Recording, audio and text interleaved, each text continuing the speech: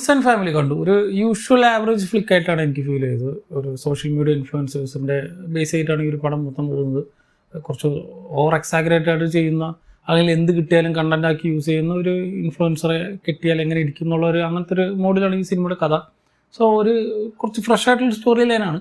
പക്ഷേ ഭയങ്കര ജനറലൈസ് ചെയ്തിട്ടാണ് ഇപ്പോൾ ഈ പടത്തിൽ പറയുന്നത്. എല്ലാവരും ഇങ്ങനെയാണെന്നുള്ള രീതിയിൽ ഒരു സ്പെസിഫിക് ആയിട്ട് അല്ലെങ്കിൽ പ്രോപ്പർ എക്സ്പ്ലനേഷൻ കൊടുത്തിട്ടൊന്നുമല്ല, അല്ലെങ്കിൽ ഒരു പ്രോപ്പർ റെഫറൻസ് എടുത്തിട്ടോ അല്ലെങ്കിൽ വേണ്ടത്ര സ്റ്റഡി നടത്തിയിട്ടോ ചെയ്യാത്ത പോലെയൊക്കെ നമുക്ക് ഫീൽ ചെയ്യും. കാരണം എല്ലാവരും ഇങ്ങനെയാണെന്ന് വെറുതെ കണ്ണടച്ച് പറയുമ്പോൾ അങ്ങനെയല്ല എന്നുള്ളൊരു കാര്യം പലർക്കും അറിയാം. സോ അതുകൊണ്ട് ചെറിയൊരു ഇഷ്യൂ ഉണ്ട് ഒരു പടത്തിന്, അതിൻ്റെ ആ ഒരു സ്റ്റോറി ലൈൻ്റെ എക്സിക്യൂഷനിൽ. അല്ലാതെ നോക്കിയാൽ നല്ലൊരു മെസ്സേജ് അല്ല, അല്ലെങ്കിൽ നല്ലൊരു മോറലുള്ളൊരു സാധനമൊക്കെയാണ് ഇവർ പറയാൻ ഉദ്ദേശിച്ചത്. അതിൻ്റെ ഇടയിൽ കുറച്ച് ഹ്യൂമർ എലമെൻറ്റ്സ് ഒക്കെ കയറ്റി ആ ഒരു പോർഷൻസൊക്കെ എനിക്ക് പേഴ്സണലി ഇഷ്ടമായി. കുറച്ച് ചില സാധനങ്ങളൊക്കെ അവിടെ ഇവിടെയൊക്കെ ആയിട്ട് സിനിമയിൽ സ്കാറ്ററായി കിടക്കുന്ന കുറച്ച് ഹ്യൂമർ പോർഷൻസ് ഒക്കെ ഉണ്ട്. ചില സമയത്തൊക്കെ ചിരിക്കുന്നുണ്ട്, ചിലതൊക്കെ ചീറ്റി പോയിട്ടുണ്ട്. എന്നാലും ഓവറോൾ ഇതിൽ ഹ്യൂമറൊക്കെ ഒരു മെജോറിറ്റി പോർഷൻ വർക്കായിട്ടുണ്ടെന്ന് പറയാം.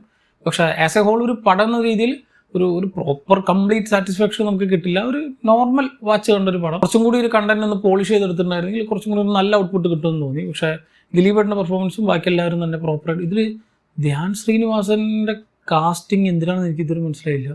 ഇതിൽ മെയിൻ പോസ്റ്ററിൽ നടക്കേണ്ടത് മൂപ്പര്. ഇതിൽ ഉർവശിയുടെ ഒരു ക്യാരക്ടറുണ്ട്. ആ ഒരു ക്യാരക്ടറിൻ്റെ ഒരു 1/3 സമയം പോലും ഈ ഒരു ക്യാരക്ടർ, ധ്യാൻ്റെ ക്യാരക്ടറിന് ഈ ഒരു പടത്തിൽ ആവശ്യമില്ല, പടത്തിലില്ല താനും. എന്തിനാണ് പിന്നെ അങ്ങനെ എനിക്ക് ഒരു ഐഡിയയും കിട്ടിയില്ല. എന്തിനാണ് അങ്ങനെ ഒരു ആക്ടറെ പിടിച്ച് അതിൽ കാസ്റ്റ് ചെയ്ത് വെച്ചിട്ടുള്ളതെന്നാണ്. പടമായിട്ട് യാതൊരു ഇമ്പാക്റ്റും ഇല്ല, ഒരു ബന്ധമില്ലാത്തൊരു ക്യാരക്ടർ. ആകെ 1-2 സീനിൽ മാത്രമേ കണ്ടിട്ടുള്ളൂ. അത് മാത്രമാണ് എനിക്കൊരു പക്ക മിസ്കാസ്റ്റ് ആയിട്ട് തോന്നിയത്. ബാക്കിയൊക്കെ പ്രോപ്പറായിട്ടുണ്ടായിരുന്നു. പ്രത്യേകിച്ച് ആ ഒരു ഹീറോയിൻ ക്യാരക്ടർ ചെയ്ത ഒരു ആക്ട്രസ് ഇതിനൊന്നും ഞാൻ കണ്ടിട്ടൊന്നുമില്ല. നല്ല പെർഫോമൻസ് ആയിരുന്നു. ആ ഒരു കുറച്ച് ഓവറായിട്ടുള്ള ഒരു ക്യാരക്ടറായിട്ടാണ് പ്രസൻറ്റ് ചെയ്തിട്ടുള്ളത്. കുറച്ച് ഓവർ എക്സാഗ്രേറ്റഡ് ആയിട്ടുള്ള ഒരു ക്യാരക്ടർ. ആ രീതിക്ക് തന്നെ പ്രോപ്പർ നമുക്ക് കാണുമ്പോൾ നമുക്കൊരു തരിപ്പ് തോന്നില്ല. ആ രീതിയിലുള്ളൊരു ക്യാരക്ടറായിരുന്നു. പക്ഷെ കുറേ സാധനങ്ങൾ, പ്രത്യേകിച്ച് ജോണി ആൻ്റണിയുടെ ഒരു ക്യാരക്ടറൊക്കെ ഉണ്ട്. അത് പറയാതെ വയ്യ. ഈ ചങ്ങായി അടുത്ത് ചെയ്തുകൊണ്ടിരിക്കുന്ന സാധനം തന്നെയാണ് പിന്നെ ചെയ്യുന്നു. സോ ഒരേ സാധനം ഇങ്ങനെ കണ്ടിരുന്ന് നമുക്ക് ക്രിഞ്ചടിക്കില്ല. ആ ഒരു പരിപാടിയാണ്. കഴിഞ്ഞ കുറച്ച് സിനിമകളായിട്ട് ഇത് തന്നെ മൂപ്പരില്ലാത്ത പടങ്ങൾ കുറച്ചായിട്ട് റീസെൻ്റ്ലായിട്ട് ഇല്ല എന്ന് പറയാം. അത്രയും ഇങ്ങനെ പടങ്ങൾ വരുന്നുണ്ട്. എല്ലാ സിനിമയിലും കണ്ട അതേ സാധനം തന്നെ പിന്നെ ആദ്യമൊക്കെ ഓക്കെ, പിന്നെ ഇത് കണ്ട് നമുക്ക് മടുക്കില്ലേ, ആ ഒരു മോഡലുള്ള സാധനമായി ഇപ്പോൾ. സോ ആൾ വരുന്ന സീക്വൻസ് ഒക്കെ തന്നെ ഭയങ്കര വെറുപ്പിക്കലായിട്ട് എനിക്ക് ഫീൽ ചെയ്തു. അല്ലാതെ ബാക്കി ആരും ഇങ്ങനെ അധികം വെറുപ്പിച്ചിട്ടൊന്നുമില്ല. ഈ ഒരു ക്യാരക്ടർ മാത്രമാണ് എനിക്ക് പേഴ്സണലി ഭയങ്കര വെറുപ്പിക്കലായിട്ട് ഈ ഒരു പടത്തിൽ തോന്നിയത്.